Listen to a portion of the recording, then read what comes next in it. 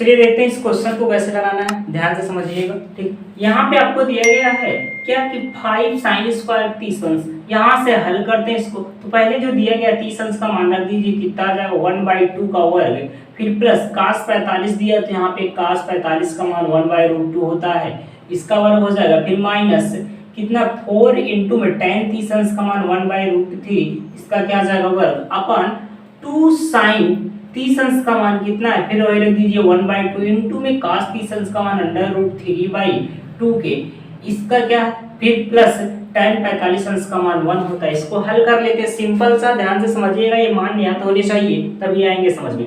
चलिए देखते हैं ध्यान से कि यहाँ पे कितना आ जाएगा 1/4, इसका करोगे 1/2 का वर्ग करोगे तो 1/4, प्लस इसका करोगे तो रूट से रूट गायब हो जाएगा, यहाँ पे 2 आ जाएगा, फिर माइनस इसका करेंगे तो 4/3 के, अब आज इसका जब है 2 से 2 कैंसिल आउट कर दीजिए, इसका इधर मल्टीप्लाई कर दीजिए, अंडर रूट कितना आ जाएगा 3, फिर प्लस 2/2 के। तो यहाँ से जब इसको हल कर लोगे तो यहाँ से एलसीएम ले लिए थे हम लोग, कितना आ जाएगा 5/4 प्लस 1/2 माइनस 4/3 के, अपन आपके पास मिल जाएगा √3 प्लस 2/2 के। तो एलसीएम ले लेंगे कितना आ जाएगा 12 एलसीएम होगा, तो यहाँ से कितना आ जाएगा 4, 2 और 3 का एलसीएम कितना आ जाएगा 12, तो यहाँ पे कितना आ जाएगा 4 3 12, फिर प्लस 6 दूना 12, फिर माइनस 4 3 12, तो कितना हो जाएगा 4 से मल्टीप्लाई अपान कितना आ जाएगा 12 के, फिर ये अपान कितना मिल जाएगा आपको √3 प्लस 2/2 के, तो इसको काट दीजिएगा 6 हो जाएगा, ये इधर मल्टीप्लाई हो जाएगा, ऊपर हमारे पास बचेगा कितना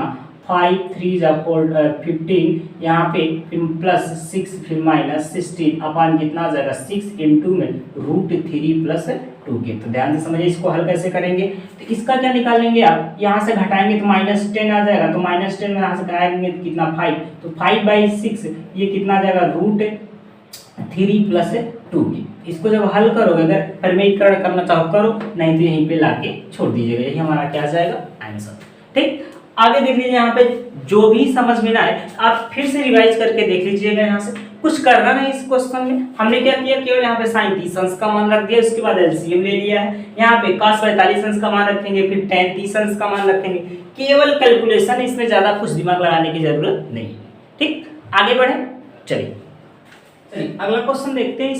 इसमें क्या दिया गया, तो ध्यान से समझिए। इसने कहा कि PQR एक त्रिभुज है जिसमें Q कोण क्या है, समकोण है, और PQ बराबर 3 सेंटीमीटर, PR बराबर 6 सेंटीमीटर। आपको निकालना क्या है कि कोण QPR और PRQ का मान ज्ञात कीजिए। तो कुछ नहीं इसमें करना, बस ध्यान से समझिएगा, जैसे त्रिभुज बनाने के लिए कहा हमने वैसे बना दे रहे हैं। यहाँ पे देखिए हम बना के देख लेते हैं भाई, तो यहाँ पे Q कोण को क्या बोल दिया, समकोण, तो यहाँ पे Q दिखा देते हैं, तो ये P हो जाएगा और ये हमारा क्या हो जाएगा R हो जाएगा, PQR के।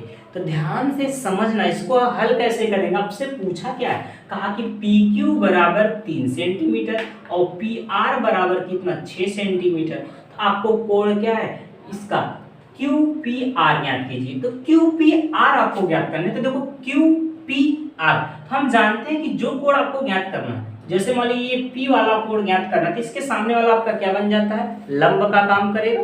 जब ये लंब का काम करेगा, ये 90 आपको ऑलरेडी बता दिया गया है, इसके सामने वाला ये लंब हो जाएगा और ये हमारा क्या बन जाएगा। जब इस हमको यहाँ पे इस कोण का मान ज्ञात करना है, तो हम इस कोण को क्या देखेंगे, जब ये लंब है तो ये आधार और ये क्या बन जाएगा हमारा कर्ण। तो जब ये लंब बन गया और एक कोण हमको निकालना है, तो बताइए आधार बचा ये हमारे पास और ये क्या बचा, कर्ण बचा। अब जब कर्ण बचा है, तो अब इस कर्ण के अकॉर्डिंग हम क्या निकालेंगे, आपको केवल आधार पता है और कर्ण पता है। हम एक रिलेशन जानते हैं कि cos क्या थीटा इज इक्वल टू आधार बटे कर्ण के। जब ये अच्छी तरह से जानते हैं तो कुछ नहीं करना है, आपको इसी कोण को फाइंड करना है। तो आप यहाँ पे लिख दीजिए, कहाँ पे, cos P is equal to क्या आधार इसका क्या बन गया 3 और y कितना आ जाएगा 6। इसको हल करोगे तो 1 ये कितना आ जाएगा 2 के। ठीक, 3 1 जा 3 और यहाँ पे 3 2 जा 6 के। तो हल कर लोगे तो यहाँ पे आपको मिल जाएगा cos P is equal to, अब बताइए 1/2 cos में किसका मान होता है, तो हम अच्छी तरह से जानते हैं 1/2 cos 60 का मान होता है। तुलना कर लेंगे तो P बराबर आपको क्या मिल जाएगा 60 अंश। एक दूसरी बात करते हैं, आपको पूछा है कि पी आर क्यू बताइए, जब ये कोण आपको ज्ञात करना हो तो इसके सामने वाला लंब बन जाएगा ये क्या हमारा कर्ण। तो ध्यान दीजिएगा, तो इसको आप कैसे लगा सकते हो, इसको आप लगा दीजिए साइन के सहारे से। तो sine theta is equal to जानते हैं कि लंब बटे कर्ण होता है, तो sine theta is equal to लंब हमारा कितना है, इसके सामने जब ये लंब आ जाएगा तो 3 और यहाँ पे कर्ण आ जाएगा तो कितना आ जाएगा 6 के, तो काट दीजिएगा तो 1/2 मिलेगा। और साइन हम अच्छी तरह से जानते हैं कि साइन थीटा अर्थात sine R is equal to आपके पास क्या मिल जाएगा, sine R is equal to sine 30 अंश के, तो आर इज इक्वल टू आपको आ जाएगा 30 अंश। इससे ज्यादा इसमें कुछ दिमाग लगाने की जरूरत नहीं। ठीक, नेक्स्ट आगे क्वेश्चन की बात करते हैं। अगला क्वेश्चन हमारा क्या है, एकदम सिंपल क्वेश्चन है। कैसे लगाएंगे, जैसे आपको दिया गया है कि यदि साइन, ध्यान से समझिएगा, यदि साइन, अगला क्वेश्चन है, यदि साइन a माइनस बी बराबर 1/2 और इधर cos a plus B is equal to 1/2, तो आपसे पूछा है कि a प्लस बी का मान ज्ञात कीजिए। a प्लस बी का मान बोला है कि 90 से कम होना चाहिए, 90 से अधिक नहीं होना चाहिए, और 0 से अधिक और 90 से कम के बीच में आना चाहिए a प्लस बी। फिर आपसे बोला कि अगर a प्लस बी क्या है 90 से कम और 0 से अधिक है, तो आप a और b का मान ज्ञात कीजिए। और एक शर्त और बताया है कि एक शर्त और दिया कि यहाँ पे आपको दे ही दिया है कि जो a प्लस बी है इसका मान क्या होना चाहिए, 0 से अधिक और 90 से कम या फिर 90 के बराबर हो सकते हैं।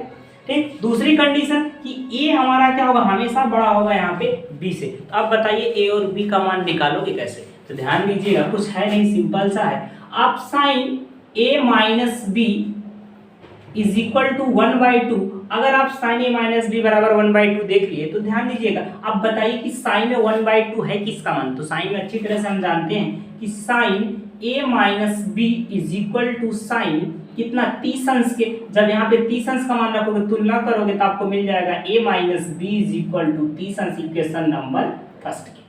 सेकंड वाला देखते हैं कि आपको दिया गया कि cos a plus B is equal to 1/2, तो आप अच्छी तरह से जानते हैं कि cos में 1/2 है किसका मान, हम जानते हैं cos 60 का मान होता है 1/2 के। तो जब इसको निकालोगे, तुलना करोगे तो a plus B is equal to 60 आ जाएगा। इसको मान लीजिए इक्वेशन नंबर सेकंड। आप क्या करिए, समीकरण एडिंग इक्वेशन क्या कर दीजिएगा, एडिंग इक्वेशन आपके पास क्या मिल जाएगी, इक्वेशन फर्स्ट प्लस सेकंड के। तो क्या कर दीजिएगा, जब फर्स्ट और सेकंड को जोड़ दीजिएगा तो आपको क्या मिल जाएगा, यहाँ से सिंपल सा जोड़ने का तरीका इज इक्वल टू 30 के, यहाँ पे दिया है a plus B is equal to 60, आप जोड़ दीजिएगा तो ये प्लस है माइनस है दोनों कैंसिल आउट हो जाएंगे। आपके पास क्या बनेगा, a 2a हो जाएगा, ये माइनस हो जाएगा, ये हमारा प्लस है तो माइनस हो जाएगा। तो हम क्या करेंगे, सीधे डायरेक्ट जोड़ना, कुछ करना नहीं, जब जोड़ ही नहीं तो कुछ प्लस चिन्ह लगाने की कोई जरूरत नहीं, सीधे जोड़ दिए, प्लस है माइनस है दोनों कैंसिल आउट हो जाएगा। यहाँ पे कितना आ जाएगा 2a इज इक्वल टू, और 60 और 30 को जोड़ दीजिएगा कितना आ जाएगा 90 की, तो यहाँ पे काट दीजिएगा आपका कितना आ जाएगा 45।